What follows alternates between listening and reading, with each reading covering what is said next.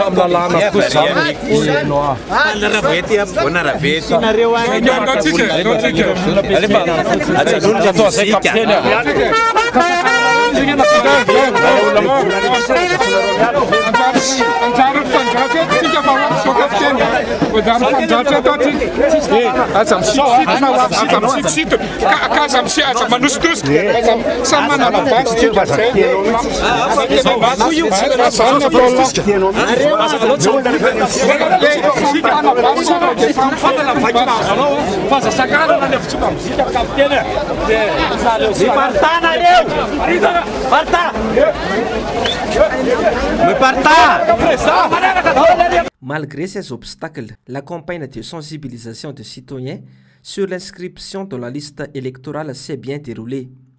Le président Marc Ravalomanana a confirmé qu'il ne peut rien faire si les citoyens ne sont pas inscrits sur la liste électorale, même s'il a la volonté de sauver à nouveau Madagascar et les Malagasy. Difficile d'espérer une vie meilleure à Madagascar quand l'insécurité est au bout des préoccupations de tous, riches ou pauvres. Une situation alarmante qui touche même l'économie. L'État malagasy ne priorise pas ce secteur, de même le volet social. Faute de travail ou des difficultés à nourrir la famille, plusieurs personnes trouvent les solutions dans les braquages à main armée, les vols et autres sombres perspectives afin de combler le manque d'argent. À qui la faute? Cependant, cette habitude malsaine n'est pas sans conséquence. Martia Somananjarn, un père de famille responsable d'un cache-point, est mort après une attaque à main armée dans la matinée de 6 heures environ. Tous les jours, des personnes sont des cibles des pickpockets dans plusieurs quartiers de la ville ou périphérie, mais les bandits paient aussi de leur sang. Encore mardi, vers 1 heure du matin à Itos, un malfaiteur est mort tué par balle en essayant de braquer une maison avec ses 4 autres amis qui se sont échappés. Pour l'État nanarivien, la question de sécurité doit être prise au sérieux et nécessite une prise de mesures sévères à l'encontre des responsables. Soit les hauts dirigeants pointés du doigt, affiliant à des gangs de malfaiteurs, comme l'enlèvement des varir, le kidnapping de jeunes filles et autres, qui mettent à mal la réputation de Madagascar vis-à-vis de l'extérieur. « 14 personnes issues de 4 ménages vivaient dans cette maison effondrée. Selon les voisins, la maison était très vétuste et la pluie diluvienne de jeudi a aggravé la situation et serait l'origine de son effondrement. L'accident s'est produit vendredi vers 4 heures du matin. 5 personnes ont trouvé la mort, dont la propriétaire. Cette autre personne était heureusement sauvée, mais gravement blessée. C'est dans le choc que la famille des victimes a appris l'accident. Personne ne les a informés, mais ils l'ont su via les réseaux sociaux. Selon les informations reçues, un ordre de démolition a été donné pour cette maison, mais l'un de ses propriétaires, il y en a 2, s'y était opposé fermement.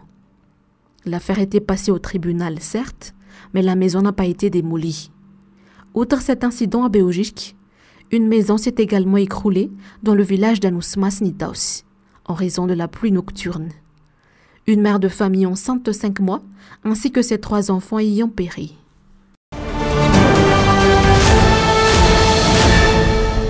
150 à 200 cas de tuberculose tous les 3 mois ont été recensés dans la région Pittsburgh, selon le ministère de la Santé publique.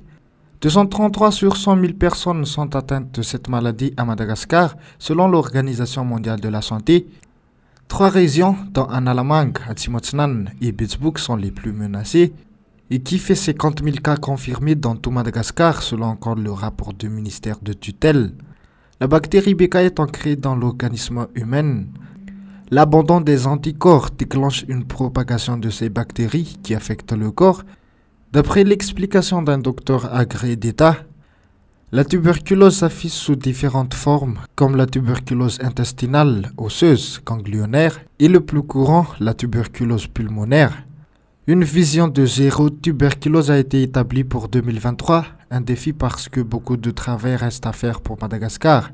12% des personnes sous traitement interrompent le traitement, une pratique qui réduit les efforts.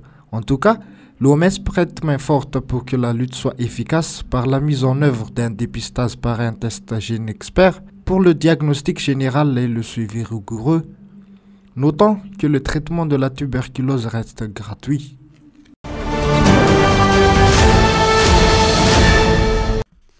Plus de 100 000 personnes, dont plus de 2500 personnes handicapées, auront accès à des services de prévention et de soutien en matière d'abus domestiques et sexuels. En effet, par l'intermédiaire de son bureau pour l'aide humanitaire, l'Agence des États-Unis pour le développement international, USAID, a accordé à l'UNFPA une subvention de 2 millions de dollars couvrant 12 districts.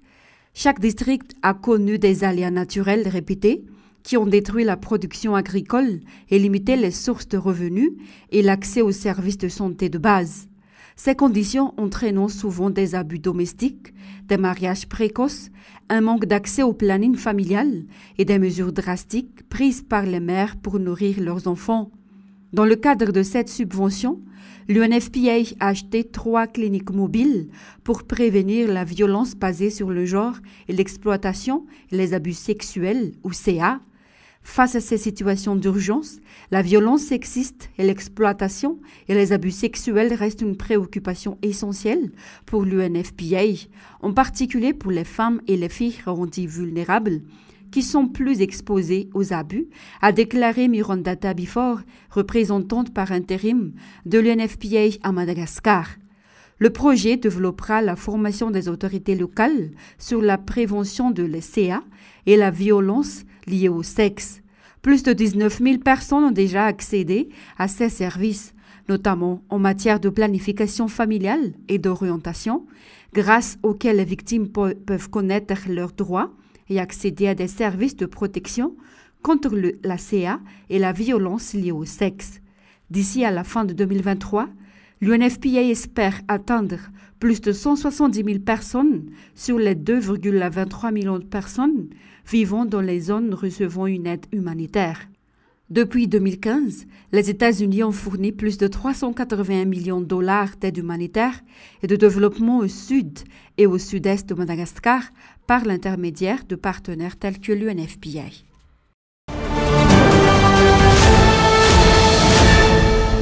Le secteur primaire comprenant la pêche tient un rôle important dans l'économie de Madagascar. Il représente 7% de notre produit intérieur brut. 6,6% des produits halieutiques de Madagascar sont destinés à l'exportation. Le manque d'équipement du Centre de surveillance de pêche, ou CSP, favorise les activités illégales dans la filière. Seuls 10 navires assurent la surveillance d'environ 1 141 000 km². En raison de ce manque de logistique, Madagascar perd annuellement environ 16 millions de dollars dus à la pêche illégale et la surpêche. Une énorme perte pour l'économie de ce pays. Un compteur de pêche devrait être également installé pour surveiller ce secteur, selon l'économiste Ralson Roger. Rappelons qu'un vedette rapide a été surpris en train de faire passer en contrebande 2 tonnes de fruits de mer de Nousbé vers Mayotte le 18 mars dernier. Les 137 travailleurs vacataires au bureau de l'Office du bac n'ont pas cédé, mais ont fait appel ce lundi 27 mars 2023 au niveau du tribunal administratif. Procès adressé au président de l'université d'Antananarivo qui les empêche de bénéficier leurs 4 mois de salaire. D'après les informations recueillies, plus de 171 millions d'ariars sont la totalité de l'allocation des travailleurs vacataires lors des examens du baccalauréat à l'Office du bac et qui n'ont pas été payés, raison pour laquelle ils ont déposé une plainte contre le gouvernement lundi dernier. Ils ont insisté sur le fait que le président de l'université est le premier responsable de cette affaire. Ces 137 travailleurs n'ont pas reçu leur salaire pendant 5 mois en 2022, selon encore la source. Après de nombreuses grèves et actions de leur part, ils ont pu récupérer leur salaire pendant 1 mois en décembre. Il reste encore 4 mois non payés. Les difficultés causées affectent la vie quotidienne de chaque individu, ce qui est inacceptable et une grande raison pour laquelle ils ont dû franchir une étape d'un niveau aussi élevé. Toutes les mesures prises ont également échoué. En conséquence, la poursuite de la réclamation sera déterminée en fonction de l'avancement de cette plainte déposée. Le contrat a déjà expiré en décembre et le recrutement de nouveaux employés est maintenant en cours. En raison du manque de travail, certains travailleurs sont revenus, tandis que d'autres ont décidé d'arrêter complètement parce qu'ils craignent d'être touchés de la sorte à nouveau.